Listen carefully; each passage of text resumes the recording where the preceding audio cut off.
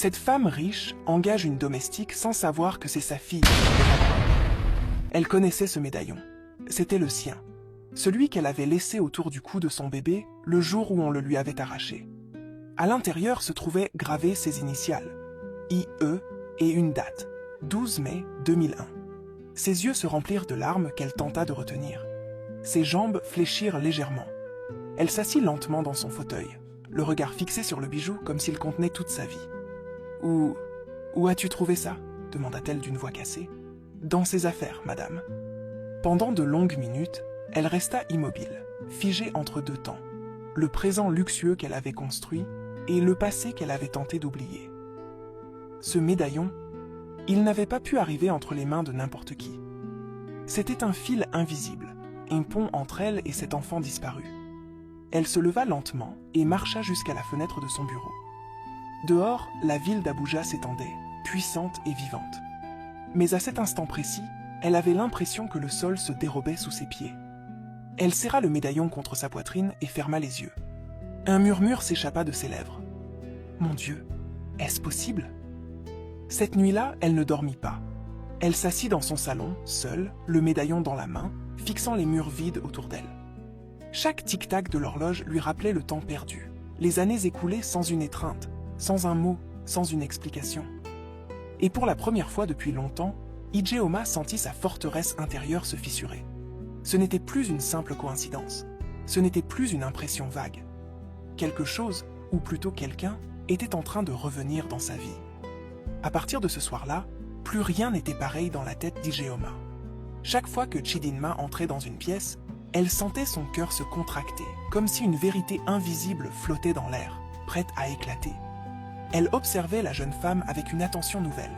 La façon dont elle riait à voix basse lorsqu'elle plaisantait avec la cuisinière. La manière dont elle arrangeait les couverts exactement comme Ijeoma l'aimait. Ce petit pli au coin de ses lèvres quand elle réfléchissait. Chaque détail semblait murmurer une seule chose. « Elle est à toi !» Mais Ijeoma refusait de se laisser emporter par un simple pressentiment. Elle avait bâti sa vie sur le contrôle, pas sur les illusions. Elle devait savoir, vraiment savoir. Un matin, elle fit appeler Chidinma dans son bureau privé. La jeune femme arriva, les mains légèrement tremblantes, intimidée par la solennité des lieux. Le bureau d'Ijeoma n'était pas un endroit où les domestiques entraient facilement. Les grandes vitres laissaient entrer une lumière froide, et chaque meuble semblait imposer le silence. « Assiège-toi » dit-elle doucement. Chidinma obéit, les yeux baissés. Pendant quelques secondes, Ijeoma ne parla pas. Elle la regardait simplement, comme si elle essayait de retrouver dans ses traits le visage flou d'un nouveau-né qu'elle n'avait jamais oublié. Le silence était lourd, presque étouffant. Puis, elle posa calmement la question. « Dis-moi, Chidinma, comment s'appelait ta mère ?» La jeune femme releva les yeux, un peu surprise. « Ngozi Okafor, madame. » Ce nom qu'Ijeoma n'avait pas entendu depuis plus de 20 ans.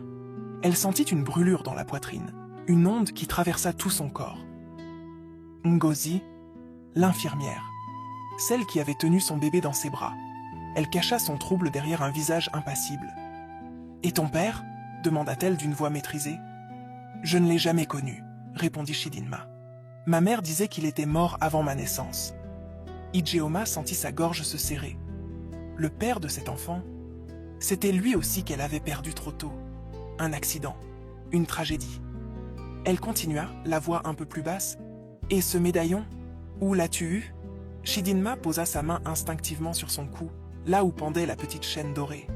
Elle hésita un instant avant de répondre. « C'est le seul souvenir que ma mère m'a laissé. Elle m'a toujours dit que je devais le garder près de moi, parce qu'il appartenait à la femme qui m'avait mise au monde. » Cette phrase fut comme une décharge électrique. Ijeoma détourna le regard pour retenir les larmes qui lui montaient aux yeux. Elle passa la journée entière dans un état second, entre le choc et la lucidité. Les pièces de ce puzzle cruel s'emboîtaient les unes après les autres, et plus elles s'alignaient, plus la vérité devenait évidente. Mais elle avait besoin d'une preuve irréfutable. Elle ne pouvait pas affronter cette vérité sans être certaine. Elle appela discrètement Grace dans son bureau. « Je veux que tu m'aides à organiser un test ADN, » dit-elle d'un ton ferme. « Personne ne doit être au courant. » Grace, confuse, osa demander. « Un test ADN ? Avec qui ?» Ijeoma la fixa dans les yeux. « Avec Chidinma. La voix de la femme d'affaires était calme, mais ses mains tremblèrent légèrement sous la table. Elle savait que si le résultat confirmait ce qu'elle pressentait, plus rien ne serait comme avant. Les jours qui suivirent furent insupportables. Elle essayait de se comporter normalement, de continuer à travailler, de donner des ordres comme d'habitude, mais chaque minute paraissait suspendue à ce verdict silencieux. Elle regardait Chidanma passer dans les couloirs et sentait une chaleur lui envahir la poitrine.